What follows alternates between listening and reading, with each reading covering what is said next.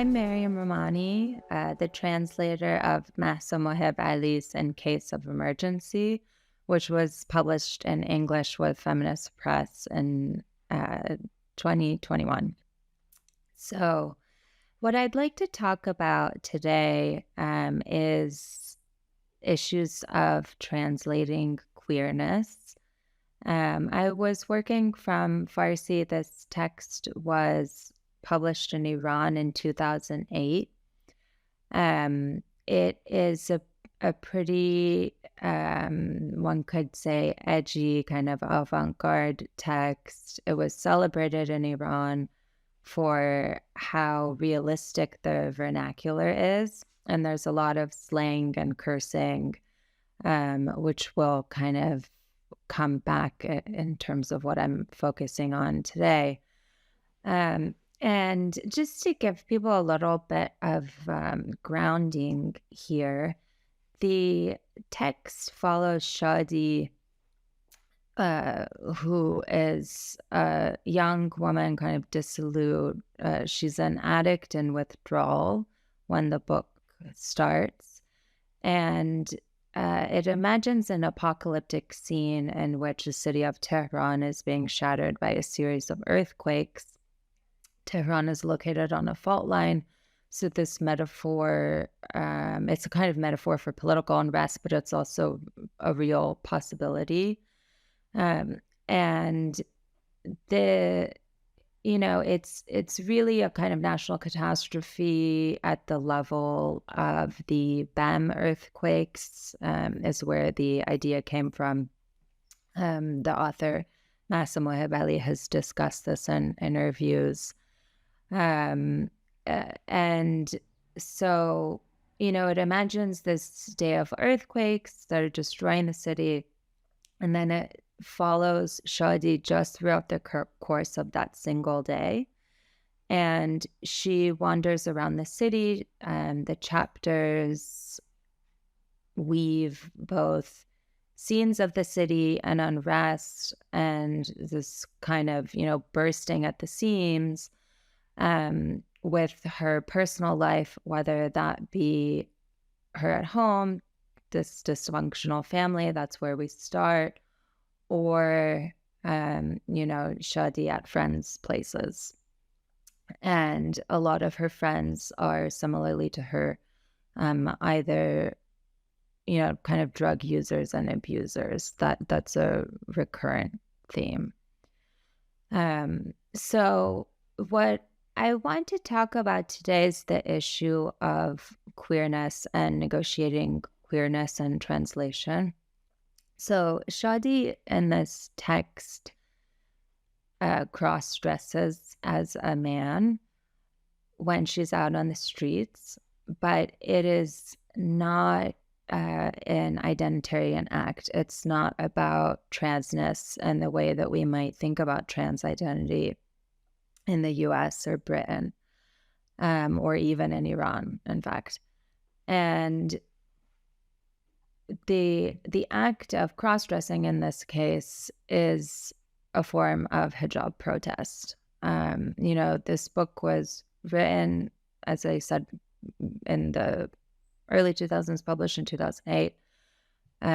We're seeing it in English for the first time. It came out in 2021. It really is almost eerie, actually, how prescient some of this political unrest seems. I mean, when the book came out, afterwards, people were quite interested in how there were resonances with the protests of 2009. And then now this fall, just a year after the publication in English, it was, I think we really could say the same thing in terms of hijab protest in Iran being really front and center. So, this is a form of political protest that does in fact happen in Iran. People who identify as women continue to identify as women, cross-dressing and passing as men in order to subvert hijab laws, because someone who's legible as a woman has to cover in public according to the hijab laws. So this is kind of in the background because the text is negotiating gender in a way that is quite different than the identitarian arguments, and the kind of identitarian culture that we see or are most familiar with, I would say, as Western Anglophone audiences. And what I'm interested in is the way that, um, that claim and this form of protest and this real critique that the book forefronts by showing this form of protest really butts up against a kind of rippling anti-transness later in the book. So what I'd like to look at today is a word, a neologism in Farsi that gave me quite a lot of problems when I was trying to translate the book. And solving this issue was with me for, over a year. I kept circling back and trying various solutions and wasn't happy with them before I arrived at the solution that I will talk about today, which is, what is in the final published text. So this, in chapter 6 of the book, this is kind of late middle of the book, Shadi finds herself knocked out and wakes up in a mall that has been taken over by a series of kind of youth groups who have been able to turn the situation around and take advantage of the unrest due to the earthquakes in order to take over various parts of the city. So it's this kind of, guerrilla effort, anti-government guerrilla effort, where they're actually conquering certain parts of the city. We see Shadi entering the streets and getting swept up in this protest and kind of figuring out what's going on by hearing some of the slogans that are yelled out. Of course, even translating the slogans at the beginning of the chapter was quite a difficult thing to do because I wanted them to be as sing-songy. I wanted them to rhyme a little bit, all of those concerns. And then what happens actually is that she gets knocked out. There's a lot of physical violence on the streets as well. And she wakes up. She comes into consciousness in the Sadaf Mall, which is an actual mall in Tehran. And in this fictional version, it has been taken over by a kind of conglomerate of youth groups who are dividing and conquering the city and city, control over various parts of the city. So we see Shadi kind of navigating this space. There's a lot of humor in the way that she represents her peers and the other folks she's meeting here. And then she confronts a character. She, kind of latches onto his ponytail, and this is why the character is dubbed Ponytail in the English text. And she confronts this male character who ends up sort of mirroring her gender presentation, but in the inverse. So we see a male character who identifies as male, but has certain kind of feminine flares in his physical appearance. So part of Shadi's passing, and recurrently we see references to her short hair. She has kind of buzz cut short hair, and she wears a field jacket, like this kind of, pseudo-military, pretty mask jacket. And she wears a skull cap over her hair. There's a lot of, these kind of masculine presentation tics that we see referred to consistently when she's out on the streets. And she does pass consistently too, which is important to note, because there are dramatic moments in which that's kind of called into question, and she ends up passing. And so here in chapter 6, she ends up confronting a kind of, inverted mirror image of herself. Here's a guy who has long hair, traditionally kind of feminized, and pretty features, and this attraction builds between the two. So, we see, we kind of see her interest spark when she first looks at him. She has a kind of comment at some point, "I'll go to the ends of the earth with this one." It's pretty clear that there's a flirtation here. And then that that interior monologue of attraction ends up climaxing in an actual flirtation between the two characters. So she wants to get uptown and see her friend Sarah, and he offers to give her a ride on his motorcycle. So as she gets on the bike, this flirtation really starts to build. And at first, they are almost just sussing each other out.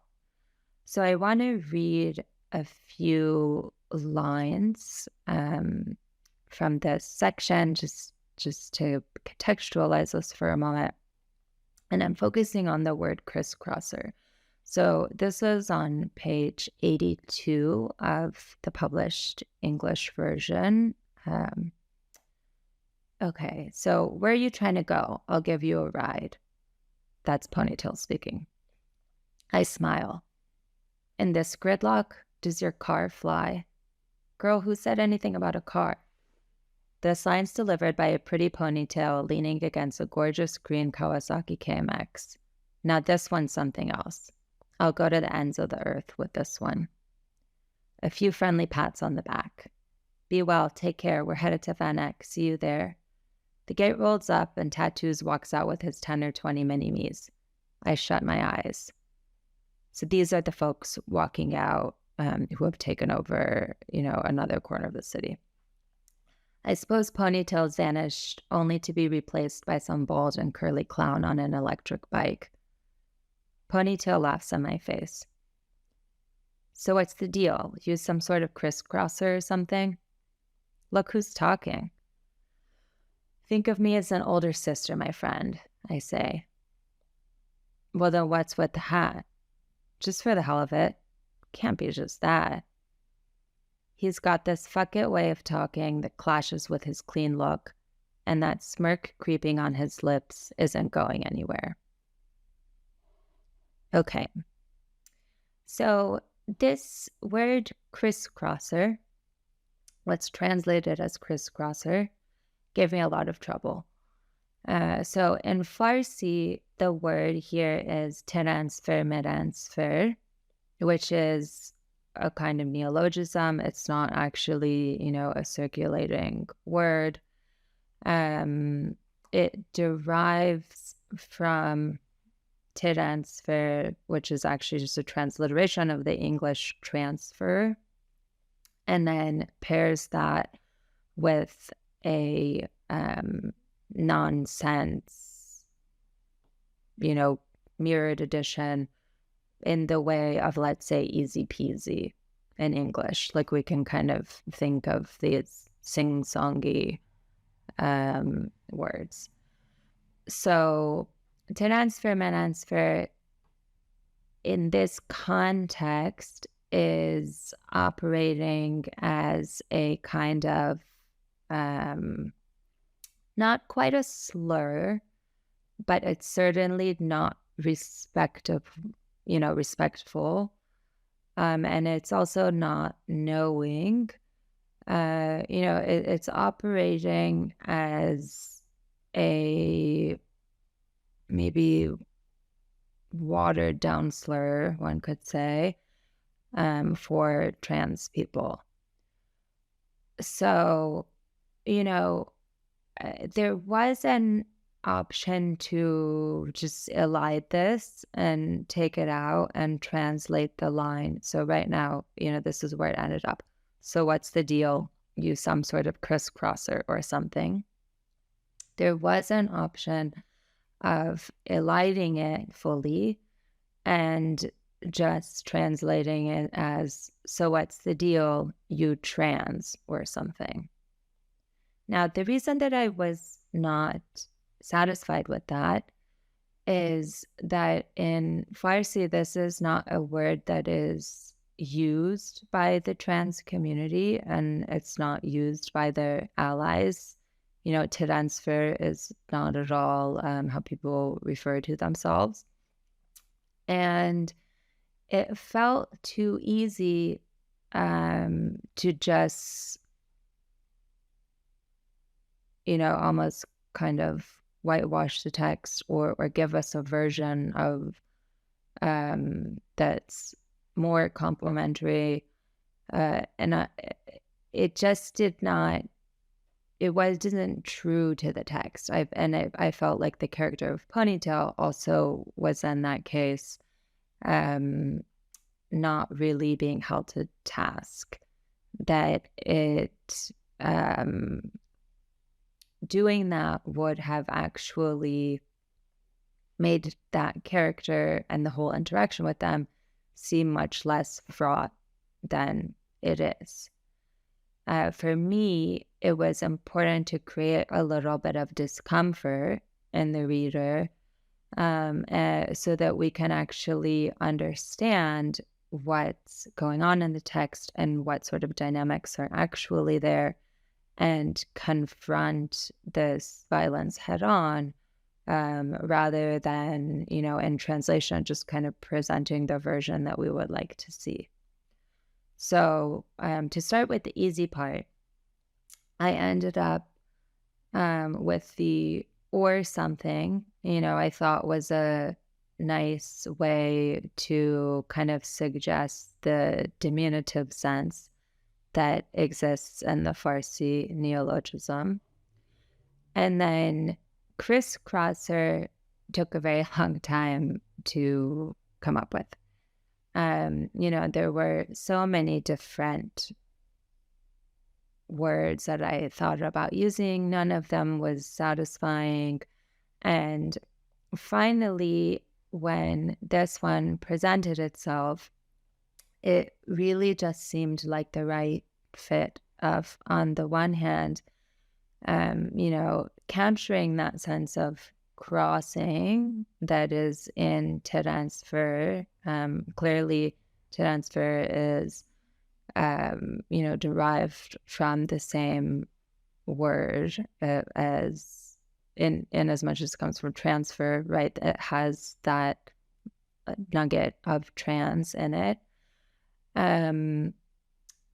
But like I said, it's not really used by the community. It has this history of being, in Farsi at least, it's imported in the first place as a transliterated, anglicized, kind of butchering of an anglicization. And so the crossing seemed to me to capture that dynamic.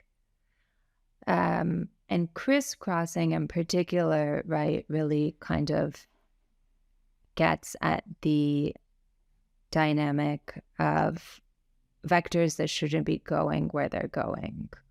And in that sense, I felt that it captured a little bit of the radicalism of transness, but without giving Ponytail quite the credit for that. It also really got at the idea of crossing a binary, right? But like I said, it skews that. Like, we don't know which direction we're going in. It's just a little bit more complicated of a crossing in one direction. So later in the text, this same word appears, not too much later, but just a few pages later, and I would like to refer us to that as well. So on page 85 of the text, we're now kind of further into the city, still heading uptown. The city is just bumper to bumper traffic, and he's kind of weaving through all of this with his motorcycle. Shadi's gripping onto him really tight. There's this kind of electric charge and that. And I'm just going to read off this second usage of the word so we can almost test, whether it's working. Because I did have to come up with a word that would work in both places, which is often a challenge of translation. You think you have a solution, and then if you do want to keep the word consistent, it's not necessarily going to fit every instance of the use in the original. But so here on 85, this is what we have. I'll just keep it to the short area around the word. So he turns around to stretch his maw into a jackal-jawed grin, and the gold at the corner of his mouth gleams. The steel door rolls up. Ponytail weaves his comex through people and cars on the street and sidewalk. Took you for one of those crisscrossers at first. How do you know I'm not? You're just not. Don't mess with me. It's not the same style. He turns and smiles over his shoulder. I smile back. Sounds like you know what you're talking about. You know. I will leave it there, but just to recap, I think what was important here was to come up with something that did not, repeat a violence. I did not want to use an anti-trans slur, but also didn't want to exaggerate the violence. So it was important to, honor the fact that in Farsi, this is diminutive. It's a weird thing to say. Clearly, he's not being respectful of the community, but it's also not quite operating at the level of a slur. And it became necessary to just come up with a neologism, come up with something new that the reader can, in context, figure out. So to let the text do the work for itself, rather than actually just relying on the language we're given. And that's where I want to leave this, because I think that this is really one of the important opportunities of translation and one of its contributions to the languages in which we're translating. So in this case, this would be a contribution to English literature that this text, Massimo Hebeli's text in case of emergency, has brought to us via the translation, which is the opportunity to actually come up with new solutions and forge new language, even in confronting, let's say, in this, a politics we don't want to see. But we do need to confront it in order to work through it and ultimately combat it.